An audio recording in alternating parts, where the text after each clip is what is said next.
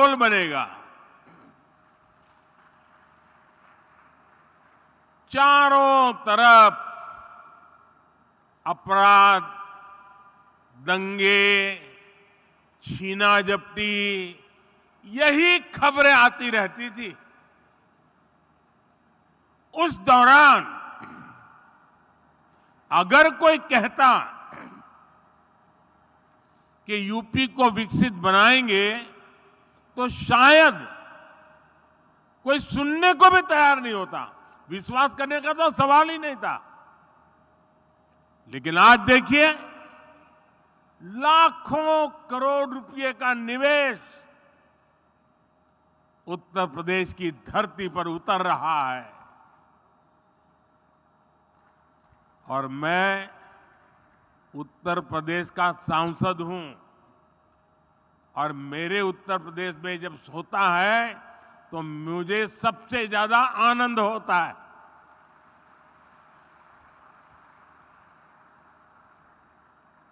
आज हजारों प्रोजेक्ट पर काम शुरू हो रहा है। ये जो फैक्ट्रियां लग रही हैं, ये जो उद्योग लग रहे हैं, ये यूपी की तस्वीर बदलने वाले हैं।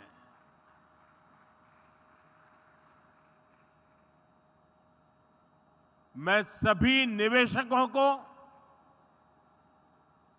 और विशेषकर यूपी के सभी युवाओं को विशेष रूप से बधाई देता हूं। साथियों, यूपी में डबल इंजन की सरकार बने 7 वर्ष हो रहे हैं। बीते 7 वर्षों में प्रदेश में रेड टेप का जो कल्चर था, उस रेड टेप के कल्चर को खत्म करके रेड कारपेट कल्चर बन गया है। बीते 7 वर्षों में यूपी में क्राइम कम तो हुआ, बिजनेस कल्चर का विस्तार हुआ। बीते 7 वर्षों में यूपी में व्यापार, विकास और विश्वास का माहौल बना है। डबल इंजन सरकार ने दिखाया है कि अगर बदलाव की सच्ची नीयत है तो उसे कोई रोक नहीं सकता। बीते कुछ वर्षों में यूपी से होने वाले एक्सपोर्ट अब 2 गुना हो चुका है। बिजली उत्पादन हो या फिर ट्रांसमिशन, आज यूपी प्रशंसनीय काम कर रहा है। आज यूपी वो राज्य है जहां देश के सबसे ज्यादा एक्सप्रेस वे हैं। आज यूपी वो राज्य है जहां देश में सबसे ज्यादा इंटरनेशनल एयरपोर्ट्स हैं। आज यूपी वो राज्य है जहां देश की पहली रैपिड रेल चल रही है। वेस्टर्न डेडिकेटेड फ्रेट कॉरिडोर और ईस्टर्न डेडिकेटेड फ्रेट कॉरिडोर का एक बड़ा नेटवर्क भी उत्तर प्रदेश से होकर गुजरता है। यूपी में नदियों के विशाल नेटवर्क का इस्तेमाल भी मालवाहक जहाजों के लिए किया जा रहा है। इससे यूपी में आवाजाही आसान हो रही है, ट्रांसपोर्टेशन तेज और सस्ता हुआ है। साथियों, आज के इस कार्यक्रम का आकलन मैं सिर्फ निवेश के लिहाज से नहीं कर रहा हूं। यहां आप सभी निवेशकों के बीच जो आशावाद दिख रहा है, बेहतर रिटर्न की जो उम्मीद दिख रही है, उसका संदर्भ बहुत व्यापक है। आज आप दुनिया में कहीं भी जाएं, भारत को लेकर अभूतपूर्व पॉजिटिविटी दिख रही है। 4-5 दिन पहले मैं यूएई और कतर की विदेश यात्रा से लौटा हूं। हर देश भारत की ग्रोथ स्टोरी को लेकर आश्वस्त है, भरोसे से भरा हुआ है। आज देश में मोदी की गारंटी की बहुत चर्चा है, लेकिन आज पूरी दुनिया भारत को बेहतर रिटर्न्स की गारंटी मान रही है। अक्सर हमने देखा है कि चुनाव के नजदीक लोग नए निवेश से बचते हैं, लेकिन आज भारत ने ये धारणा भी तोड़ दी है। आज दुनिया भर के इन्वेस्टर्स को भारत में सरकार की पॉलिसी की स्टेबिलिटी पर पूरा भरोसा है। यही विश्वास यहां यूपी में, लखनऊ में भी झलक रहा है। भाइयों और बहनों, मैं जब विकसित भारत की बात करता हूं तो इसके लिए नई सोच भी चाहिए, नई दिशा भी चाहिए। देश में जिस प्रकार की सोच आजादी के अनेक दशकों तक रही, उस पर चलते ये संभव ही नहीं था। वो सोच क्या थी? सोच थी कि देश के नागरिकों का जैसे तैसे गुजारा कराओ, उन्हें हर मूलभूत सुविधा के लिए तरसा कर रखो। पहले की सरकारें सोचती थी कि सुविधाएं बनाओ तो 2-4 बड़े शहरों में नौकरियों के अवसर बनाओ, तो कुछ चुनिंदा शहरों में। ऐसा करना आसान था क्योंकि इसमें मेहनत कम लगती थी, लेकिन इसके कारण देश का एक बहुत बड़ा हिस्सा विकास से वंचित रह गया। यूपी के साथ भी अतीत में ऐसा ही हुआ है, लेकिन डबल इंजन सरकार ने उस पुरानी राजनीतिक सोच को बदल दिया है। हम उत्तर प्रदेश के हर परिवार के जीवन को आसान बनाने में जुटे हैं।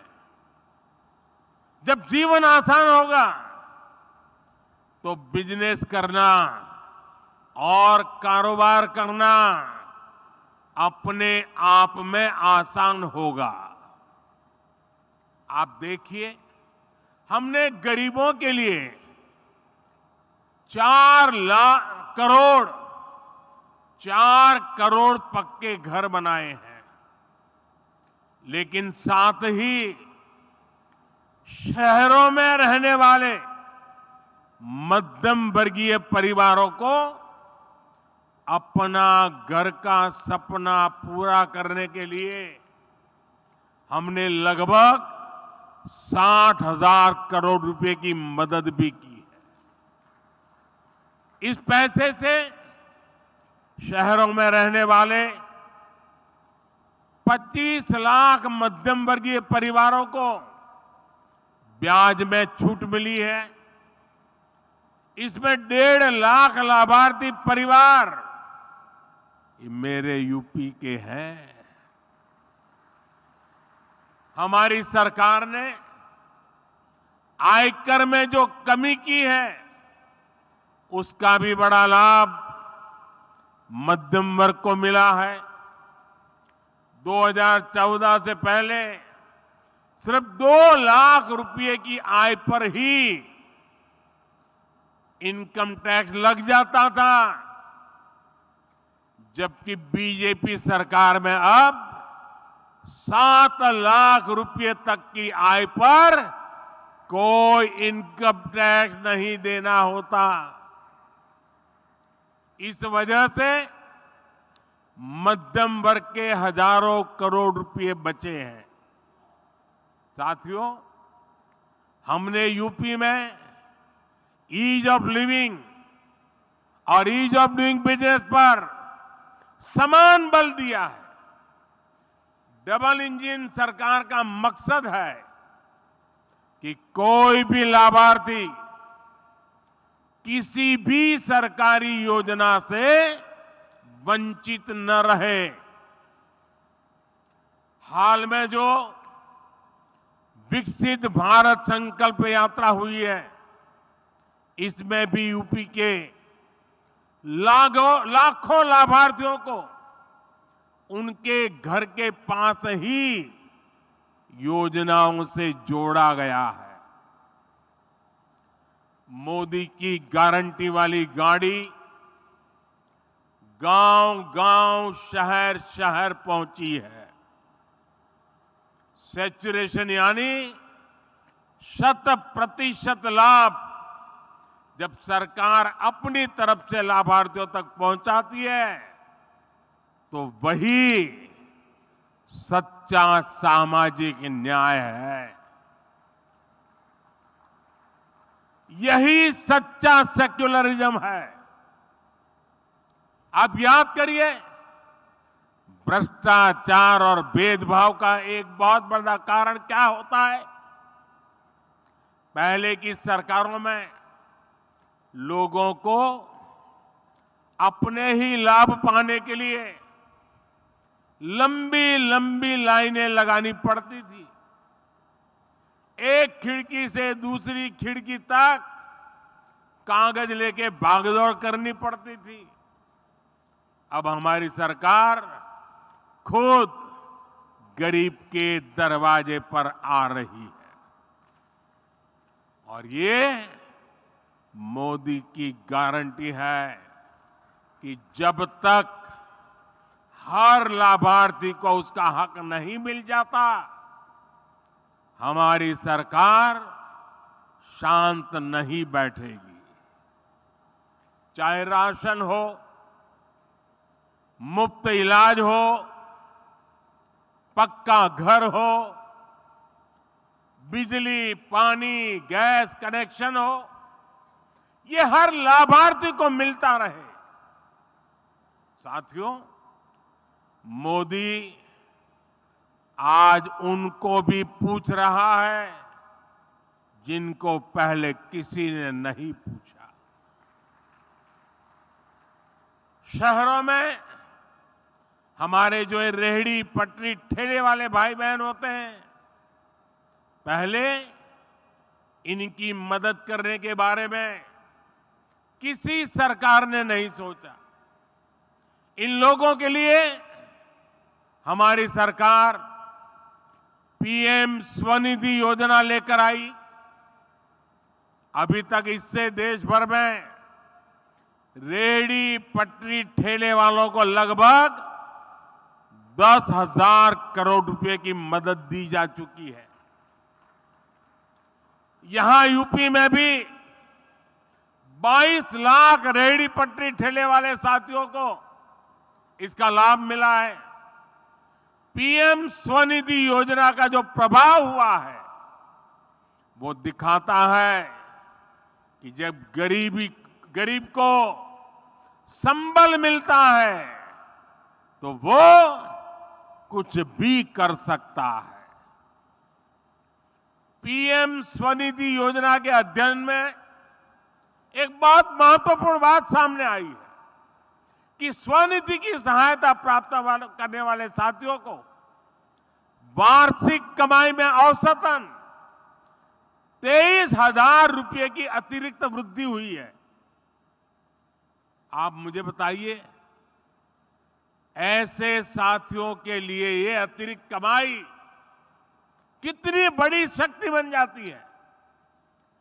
पीएम स्वनिधि योजना ने रेहड़ी पटरी ठेले वालों की खरीद शक्ति को भी बढ़ा दिया है। एक और अध्ययन में पता चला है कि स्वनिधि योजना के करीब 75% लाभार्थी दलित, पिछड़े और आदिवासी भाई बहन हैं। इसमें भी लगभग आधी लाभार्थी हमारी बहनें हैं। पहले इन्हें बैंकों से कोई मदद नहीं मिलती थी क्योंकि इनके पास बैंकों को देने के लिए कोई गारंटी नहीं थी। आज इनके पास मोदी की गारंटी है और इसलिए उन्हें बैंकों से भी मदद मिल रही है। यही तो सामाजिक न्याय है जिसका सपना कभी जेपी ने देखा था, कभी लोहिया जी ने देखा था।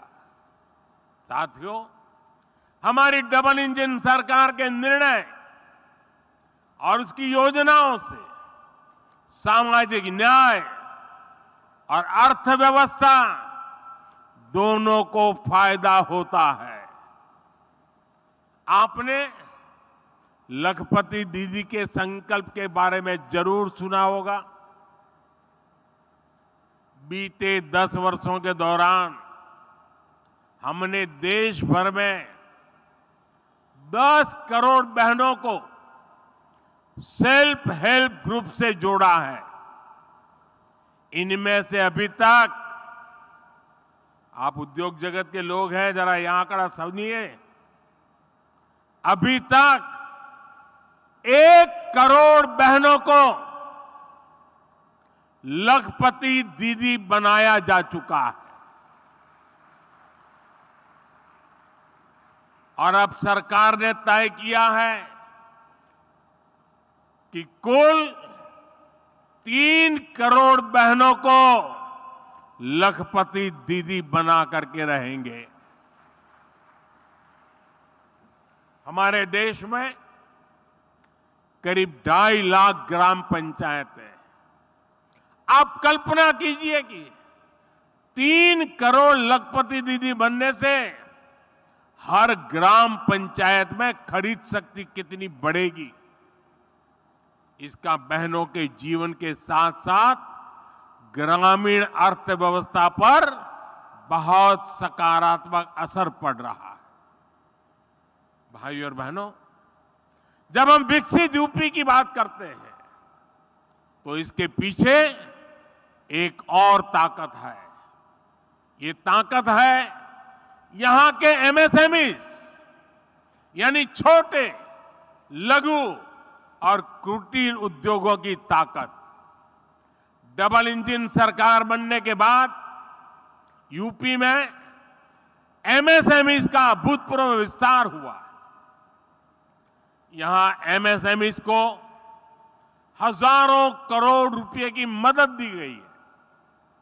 ये जो डिफेंस कॉरिडोर बन रहा है, जो नए इकोनॉमिक कॉरिडोर बन रहे हैं, इनसे भी एमएसएमई को बहुत लाभ होगा। साथियों, यूपी के करीब करीब हर जिले में कुटीर उद्योगों की एक पुरानी परंपरा है। कहीं ताले बनते हैं, कहीं पीतल की कारीगरी है, कहीं कालीन बनते हैं, कहीं चूड़ियां बनती हैं, कहीं मिट्टी की कलाकारी होती है, कहीं चिकनकारी का काम होता है। इस परंपरा को हम वन डिस्ट्रिक्ट वन प्रोडक्ट, एक जिला एक उत्पाद योजना से सशक्त कर रहे हैं। आज रेलवे स्टेशनों पर भी देखेंगे कि एक जिला एक उत्पाद योजना को कैसे प्रोत्साहित किया जा रहा है, प्रचारित किया जा रहा है। अब तो हम 13,000 करोड़ रुपए की पीएम विश्वकर्मा योजना लेकर भी आए हैं। ये योजना यूपी में परंपरागत रूप से हस्तशिल्प से जुड़े लाखों विश्वकर्मा परिवारों को आधुनिकता से जोड़ेगा। उन्हें अपना कारोबार बढ़ाने के लिए बैंकों से सस्ता और बिना गारंटी का ऋण दिलाने में मदद करेगी। भाइयों और बहनों, हमारी सरकार कैसे काम करती है, इसकी झलक आपको खिलौने बनाने वाले सेक्टर में भी मिलेगी। और मैं तो कांची का सांसद होने के नाते भी वहां बनने वाले लकड़ी के खिलौनों को प्रमोट करता ही रहता हूं। साथियों, कुछ साल पहले भारत अपने बच्चों के लिए अधिकतर खिलौने विदेशों से आयात करते थे। ये स्थिति तब थी जब भारत में खिलौनों की एक समृद्ध परंपरा रही है। पीढ़ियों से लोग खिलौने बनाने में कुशल रहे हैं, लेकिन भारतीय खिलौनों को प्रमोट नहीं किया गया। कारीगरों को आधुनिक दुनिया के अनुसार बदलने के लिए मदद नहीं दी गई, जिसके कारण भारत के बाजारों और घरों पर विदेशी खिलौनों का कब्जा हो गया। मैंने इसे बदलने की ठानी और देश भर में खिलौना बनाने वालों के साथ खड़े रहना, उनकी मदद करना और मैंने उनको आगे बढ़ने की अपील की। आज स्थिति ये है कि हमारा इंपोर्ट, हमारा आयात बहुत कम हो गया है और खिलौना का निर्यात कई गुना बढ़ गया है।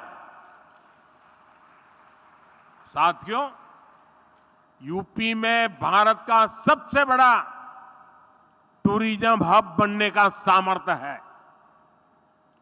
आज देश का हर व्यक्ति वाराणसी और अयोध्या आना चाहता है।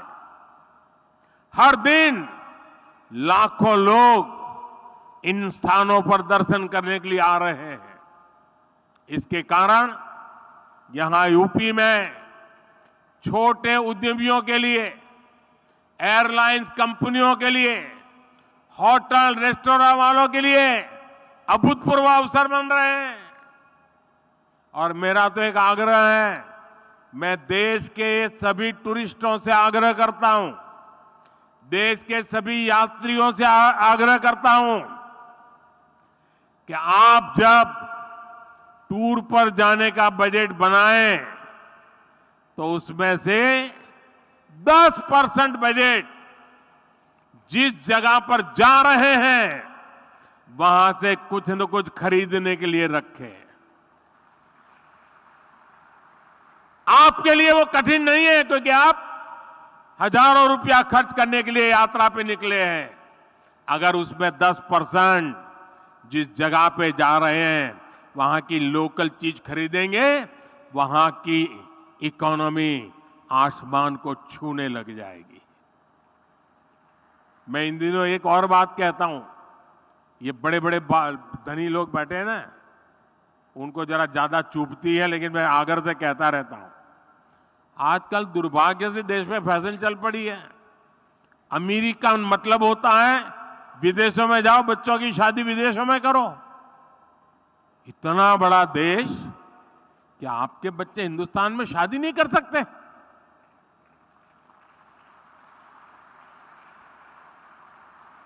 कितने लोगों को रोजगार मिलेगा? और जब से मैंने शुरू किया है मेड इन इंडिया, मुझे चिट्ठियां आ रही है, साहब हमने पैसा जमा कराया था, विदेश शादी करने वाले थे, लेकिन आपने कहा कैंसिल कर दिया है, अब हिंदुस्तान में शादी करेंगे।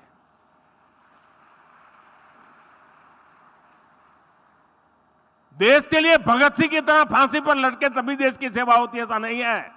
देश के लिए काम कर करके भी देश की सेवा हो सकती है दोस्तों। और इसलिए मैं कहता हूं, बेहतर लोकल, नेशनल और इंटरनेशनल कनेक्टिविटी से यूपी में आना जाना बहुत आसान हो गया है। वाराणसी के रास्ते बीते दिनों हमने दुनिया की सबसे लंबी क्रूज सर्विस को भी शुरू किया है। 2025 में कुंभ मेले का आयोजन भी होने वाला है। ये भी यूपी की अर्थव्यवस्था के लिए बहुत महत्वपूर्ण होने वाला है।